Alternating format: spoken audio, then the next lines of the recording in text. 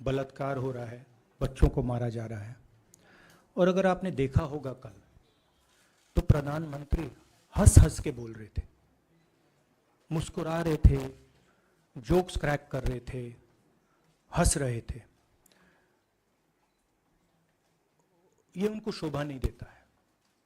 हिंदुस्तान का प्रधानमंत्री अगर इस देश में हिंसा हो रही है, दर्द हो रहा है, हिंदुस्तान के प्रधानमंत्री को 2 घंटे मजाक नहीं उड़ाना चाहिए। विषय कांग्रेस नहीं था, विषय मैं नहीं था, विषय मणिपुर है। मणिपुर में क्या हो रहा है और उसको एकदम क्यों नहीं रोका जा रहा है, ये विषय है। मैं आपको अपना एक्सपीरियंस देता हूं, जो मैंने शायद अभी तक बोला नहीं, शायद पहले बोल देना था। मैं अब तकरीबन 19 साल से राजनीति में हूं और मैं हर स्टेट में गया हूं। बाढ़ आए, तूफान आए, सुनामी आई थी, हिंसा होती है, हम जाते हैं। 19 साल के एक्सपीरियंस में जो मैंने मणिपुर में देखा और सुना, वो मैंने कभी पहले नहीं सुना था। मैंने पार्लियामेंट में बोला कि प्रधानमंत्री जी ने, अमित शाह जी ने भारत माता की हत्या की है, मणिपुर में भारत को खत्म कर दिया है।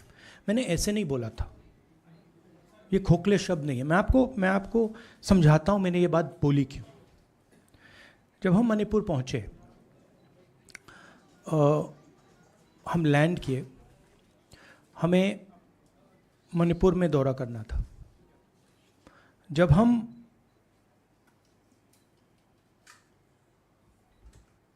मेटे एरिया में गए, हमें साफ कहा गया था कि अगर आपकी सिक्योरिटी डिटेल में कोई भी कुकी होगा, उसको आप यहां मत लाइए क्योंकि हम उसको मार देंगे।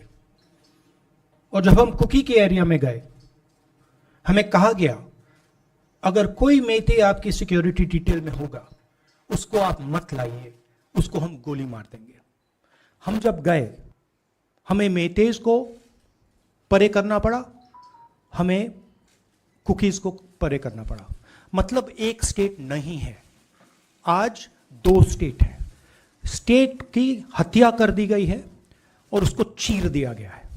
इसलिए मैंने बोला हिंदुस्तान की हत्या मणिपुर में बीजेपी ने कर दी है। और जब मैंने कल प्रधानमंत्री को देखा हंसते हुए, मजाक उड़ाते हुए,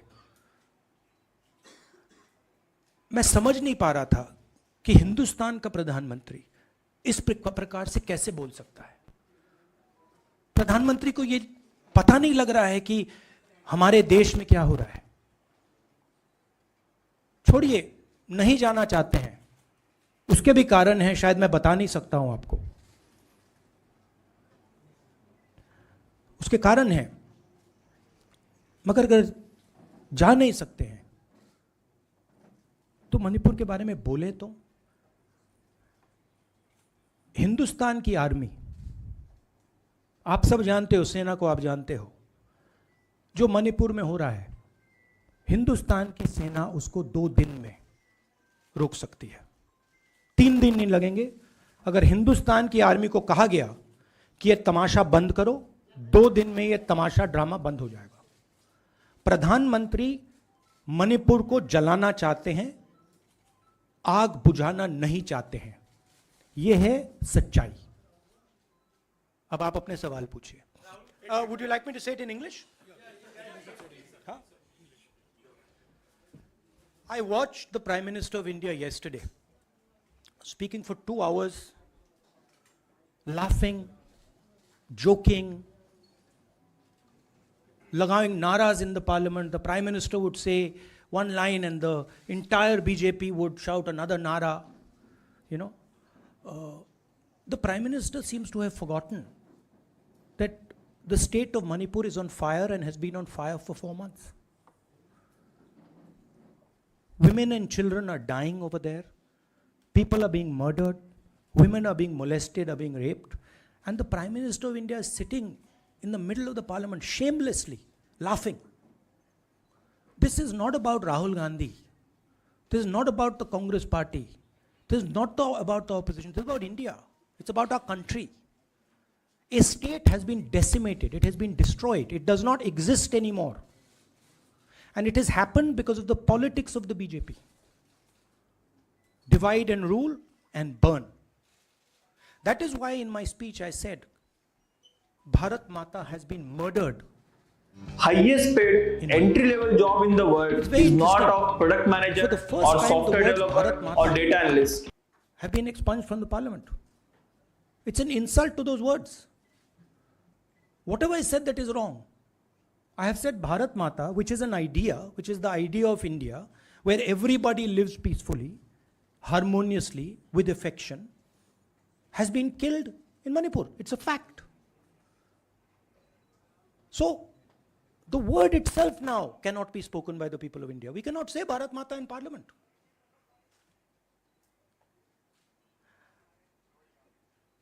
I want to tell you about my own personal experience of Manipur. I've spoken to you about, I spoke in parliament about the women I met, the pain I heard, but I want to tell you why I said India has been murdered in Manipur. And I said it because Manipur no longer exists as a state. A state requires control. A state requires authority. That is disappeared in Manipur. It does not exist. And I saw this with my own eyes. When we went to Manipur, when we went to the Meitei area, we were categorically told that please ensure, we want you to come, we love you, but please ensure that if there are any cookies in your security detail, they do not come into our area or we will shoot them. When I went into the cookie area, we were told the same thing. We love you, we want you to come. But please make sure, if there are any Meiteis in your security detail, we will shoot them. Do not bring them here.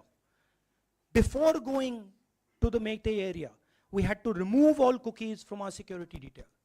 Before going to the cookie area, we had to remove all Meiteis from our security detail. When we went there, the security forces, central security forces, told us we have never seen anything like this. We were told it is completely outside our control. Okay? That is why I said Manipur has been murdered by the BJP, and the idea of India has been murdered by the BJP in Manipur. I was not speaking metaphorically. I was speaking literally. Now, the Indian army, it will take the Indian army 2 days to put an end to the nonsense that is going on in Manipur. The Prime Minister refuses to stop the fire. He wants Manipur to burn. He allows Manipur to burn. Because if he did want it to stop, there are tools in the hands of the Indian government that can stop it immediately. I know. I have full faith in our army. I know. And every Indian citizen knows that if the Indian army is told, please put an end to this, it will stop immediately. There are reasons for the PM not being able to go to Manipur. I'm aware of those reasons. I don't want to say them publicly. But there are clear reasons as to why the Prime Minister is not going there. That is why we wanted the Prime Minister to speak in Parliament. That is why we wanted Manipur to be on the agenda in Parliament. And what did the Prime Minister do? He ridiculed the state. He ridiculed the women of the state. He laughed at the women of the state. That's the truth. Now please ask your questions. Sanjeev, mic dena yaar. Finally, I just want to say one thing again in English. See, the Prime Minister, when he becomes Prime Minister, he ceases to be a politician. He becomes the representative of the voice of this country. His political, the politics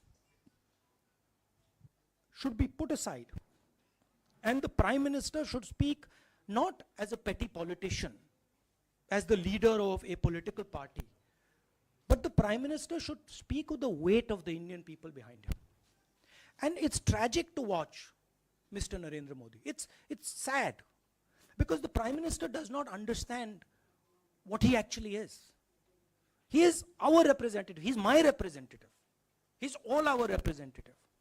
And watching the Prime Minister spend 2 hours talking about the Congress, talking about the opposition, making ridiculous remarks about the name, this really does not do justice to an Indian Prime Minister. I've seen Prime Ministers from the Congress party, I've seen Prime Ministers from the BJP, I've seen Mr. Vajpayee, I've seen Mr. Dev Gowda.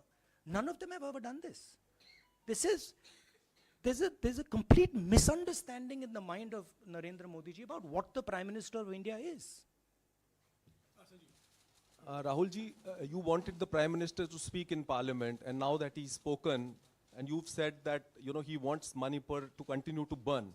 So what is the Congress Party's next step to retrieve Manipur and save it? The only conclusion I can draw, because the Prime Minister has tools in his hand that can stamp out the fire in Manipur certainly within 3 or 4 days. But for some reason he is refusing to use those tools. Right? The Prime Minister could at least go to Manipur,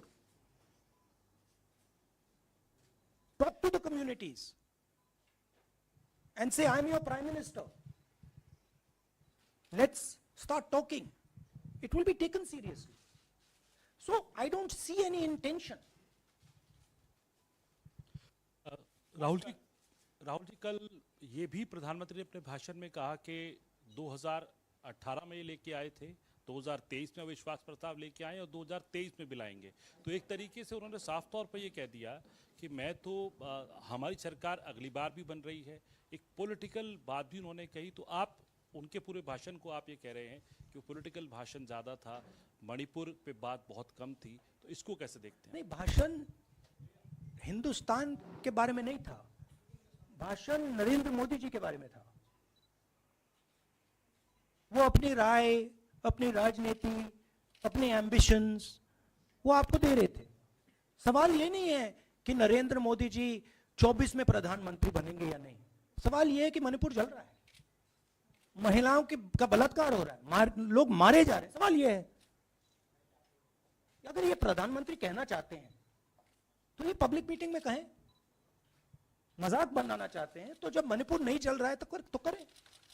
but प्रधानमंत्री को ये समझ आनी चाहिए, बात समझ आनी चाहिए कि पार्लियामेंट में जो चर्चा हो रही थी वो उनके बारे में नहीं थी, वो मणिपुर के बारे में थी। सर नमस्कार। कल प्रधानमंत्री ने बार बार कांग्रेस का नाम लिया और ये आरोप लगाया कि नॉर्थ ईस्ट और मणिपुर की सारी समस्याओं के लिए कांग्रेस जिम्मेदार। आप क्या जवाब देंगे? नहीं, अभी मैंने बोला ना, वही तो जवाब है। मुझे प्रधानमंत्री को जवाब देने की जरूरत नहीं है। मैं सिर्फ ये कह रहा हूं कि एक स्टेट की हत्या की गई है, भारत माता की हत्या कर दी गई है मणिपुर में। भारत माता की हत्या मणिपुर में कर दी गई और प्रधानमंत्री लोकसभा में मजाक उड़ा रहे हैं, हंस रहे हैं, नारे लगवा रहे हैं। मुझे क्या जवाब देने की जरूरत है?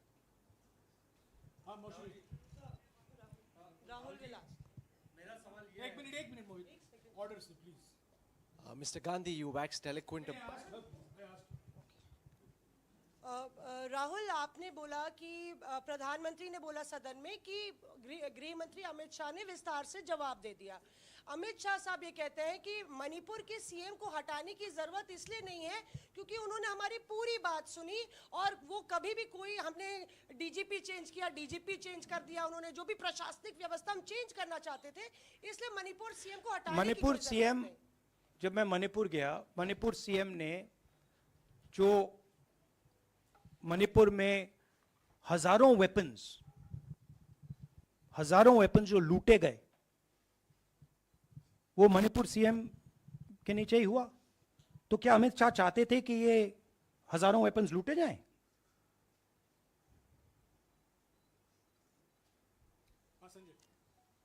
राहुल जी, जो हिंसा चल रही है, क्या अमित शाह चाहते हैं कि हिंसा चलती जाए?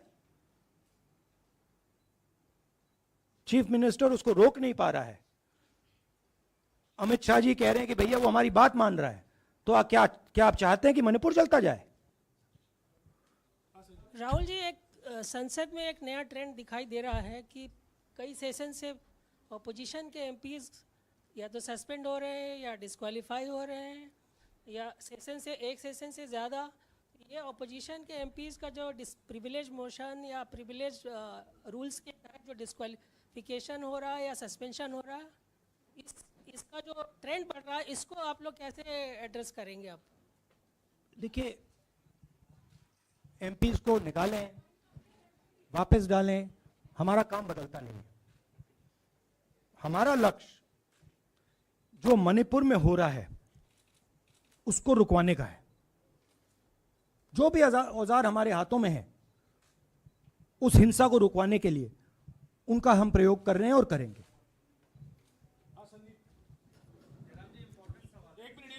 Yeah, Mr. Gandhi, you talked about using the army, deploying the army to control violence. You spoke that in Parliament. You've repeated here. But the BJP has criticized you and even previous Congress governments, saying that we want to solve the issue through dialogue.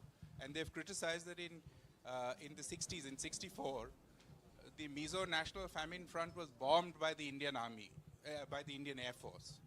So they said that, they do not believe I have never heard in my entire career, I have never been told anywhere I have been in India that if you take this person as a security officer with you, we will put a bullet in his head. I have never heard it. And I heard it twice in Manipur. That means there is no dialogue in Manipur. There is pure violence taking place in Manipur. The first step is to stop the violence, put an end to it. I point out the army, but what I mean is that the Prime Minister has multiple instruments in his hands. He's not using them. It's been burning for 4 months. He's doing nothing and he's laughing. I'm amazed people can't see this. That he's sitting in Parliament and laughing. Jairam ji, Last question. Jairam जी, मोहित दुबे हूँ news nation से। आपने 37 minute का भाषण। जयराम जी, राहुल जी नहीं मतलब आप मुझसे जयराम कर रहे हैं या उनसे? राहुल जी, जय सिया राम। राहुल जी, आपने 37 मिनट का भाषण लोकसभा के भीतर दिया और 37 मिनट में सिर्फ आपको करीब 14 मिनट ही दिखाया गया, बाकी आपके चेहरे पे कैमरा नहीं था। और आप मणिपुर गए, मैक्सिमम टाइम आपने मणिपुर के ऊपर बोला। इस परंपरा को आप किस तरीके से देखते हैं? पता नहीं, शायद कॉन्ट्रडिक्शन है।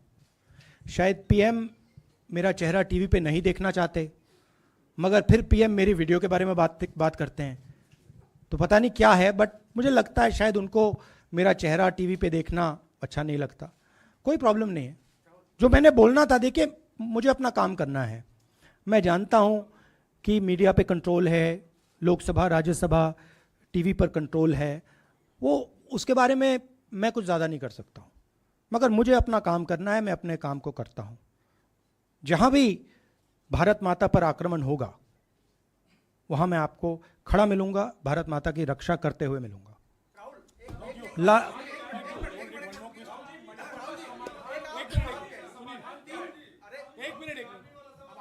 हाँ, okay, last question, brother. The Supreme Court has already said what it has in terms of a constitutional breakdown, as well as now, you are asking for the army. Do you believe that Article 356 is the only way out? Or I'm not asking for anything. Please don't misunderstand. It is not my place to decide which tool the Prime Minister can use, which instrument he should use. I am pointing out that there are multiple instruments that the Prime Minister has at his disposal, and he is not using a single one. I'm pointing out that Manipur has been burning now for 4 months, and the Prime Minister is in a very good mood. He's sitting in Parliament, he's laughing, he's joking, his entire cabinet is in giggles. This to me seems completely insane. This has got to stop. India is burning in Manipur. Idea of India has been destroyed in Manipur. Let's rebuild it quickly. Thank you.